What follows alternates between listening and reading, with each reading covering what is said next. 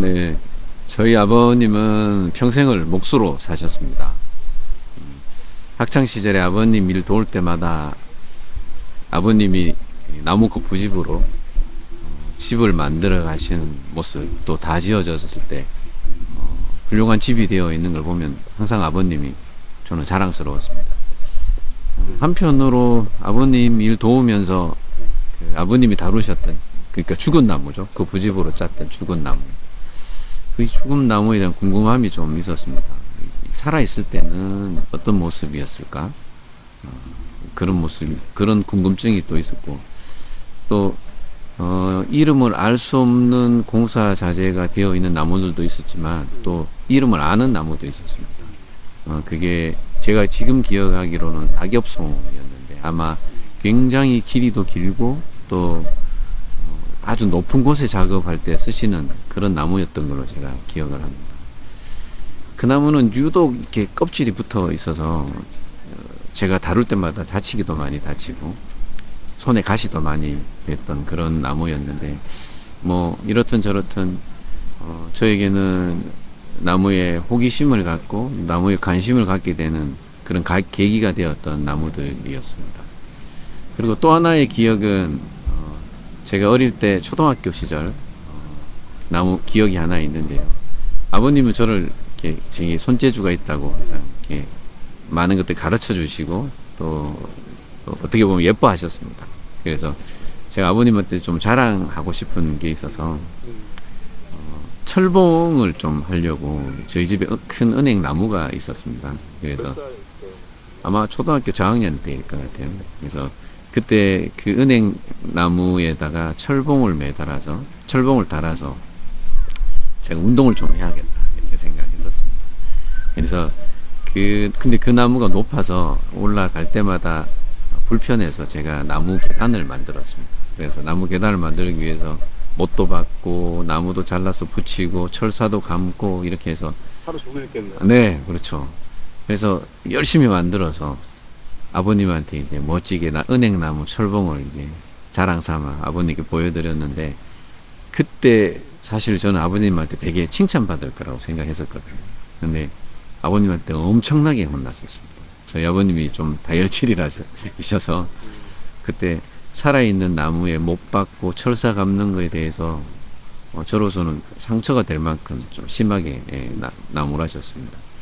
좀 서운함도 있었죠. 그래서 그랬지만 야단을 맞고 이제 못도 빼고 철사도 풀고 다 하고 난 다음에 그 나무가 상처가 아무로 가는 거를 제가 왔다 갔다 하면서 지나가면서 계속 봤었거든요. 그걸 보면서 내가 한 일이 살아있는 나무에 대해서 내가 정말 아무 생각 없이 쉽게 했던 일이 나무에게는 이렇게 상처가 되고 오랜 동안 아픔이 되는구나 하는 그런 마음을 그때 느꼈고, 그게 아마 저에게 작은 울림이었지 않을까 그런 생각합니다. 그래서 죽은 나무의 호기심이 살아있는 나무에 어떻게 보면 연민이 됐던 것 같고요. 이제는 어떻게 보면 조경가로서 이렇게 인터뷰까지 하게 되는 그런 영광을 갖게 된 것 같습니다. 네. 은행나무 때문에 그럼 조경업을 시작했다고 보시나요? 은행나무 때문이라고 하긴 너무 좀 어폐가 있고요. 비약이 심하고요. 사실은 제가 조경을 전공은 했지만 진정한 조경은 사실은 첫 번째 조경 회사에서 조경을 시작했습니다. 근데 그 첫 번째 조경을 시작할 때 좀 에피소드가 있는데요. 제가 처음 취업을 할 때 IMF가 이제 막 벗어나와서 국가적으로 취업 절벽의 시기였습니다.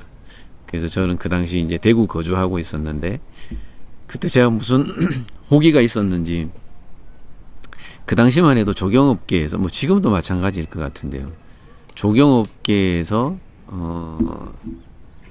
그 일요일 휴무에다가 또 집에서 출퇴근 가능한 조경업을 구하는 건 사실 쉽지 않습니다. 설계업을 제외하고는.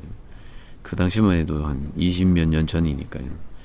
그때 저는 그 취업 절벽인 시대임에도 불구하고 집에 어머님이 좀 몸이 불편해서 집에서 출퇴근 가능한 일요일은 쉬어야 하는 조경직을 구한다고 제가 구직을 올렸던 기억이 있습니다. 그래서 아니나 다를까 연락 온 데가 한 군데도 없었는데 딱 한 군데서 연락이 왔었습니다. 거기가 경기도였거든요. 그래서 저는 그 당시 어머니 몸이 불편해서 제가 집에서 출퇴근이 필요하다고 올렸는데 경기도에서 왔길래 저는 이제 사실은 좀 안타까운 마음이었지만 어렵다는 말씀을 드렸고, 근데 그때 마침 저희 형님이 경기도 사시는 형님이 이사 계획이 있어서 그때 한 2, 3주 후에 경기도의 형님 댁 이사를 도와드리러 가는 일이 있었습니다. 그때 간 김에 이제 저희 형님 이삿짐을 도와드리고 그 회사를 방문할 일이 있었습니다. 근데 그때 방문했을 때 그 회사의 흐름한 문을 열고 딱 들어갔는데 제 눈에 바로 들어온, 지금도 제 가슴 속에 남아있는 그 나무가 바로 나무가 하나 있는데 그게 바로 자목나무입니다. 자목나무. 네, 예.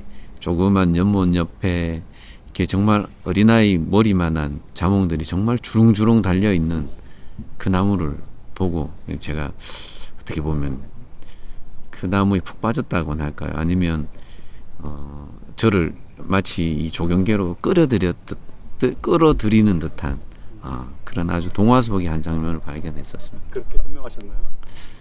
네. 네, 저한테는 정말 인상적인 장면이었습니다. 왜냐하면 제가 그동안은 배웠던 거는 외부의 조경들, 그러니까 좀 거친 조경이죠. 외부의 조경인데 제가 가서 보는 건 정말 그 열매 달린 자목나무 이런 것들을 보면서, 그리고 작은 연못들 이런 것들이 전혀 생각하지 못했던 걸 경험하면서 제가 아마 거기에 빠졌던 게 아닌가 그렇게 생각합니다. 그때 흙냄새 또 나무의 향, 뭐 그게 그 당시 눈에 보였던 모든 광경들이 저에게는 거의 빨아들인 듯한 그랬었죠. 그 정도에 예. 마치 아내를 만난 것 같은 그런 느낌이었나요? 예, 뭐 거의 비슷하다고 할 수 있겠죠. 뭐 설명은 할 수 없지만 지금 생각하면 소명과 막 운명의 안내 표지판 같은 그런 느낌이었던 것 같습니다. 대단합니다.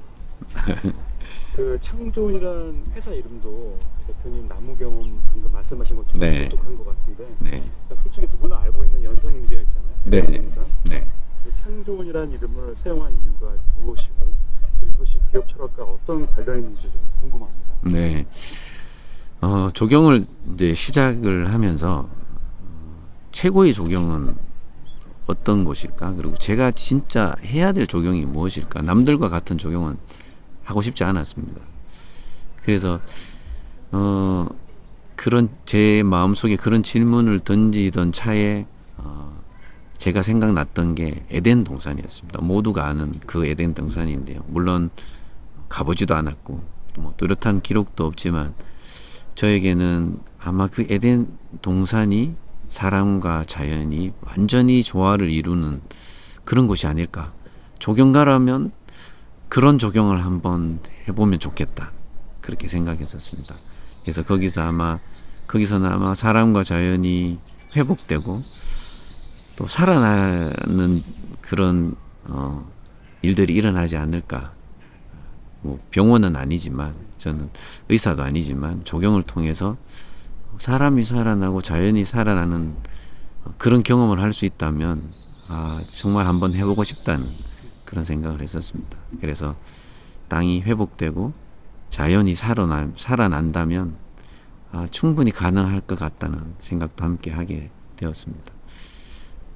네, 그래서 이것을 연구하고 또 회복하는 일, 또 사람을 살리고 자연을 살리는 일을 하는 기업이 바로 창조원. 이름도 어쩌면 이런 거가 바탕이 되어서 창조원으로 하게 되지 않았나 그렇게 생각합니다.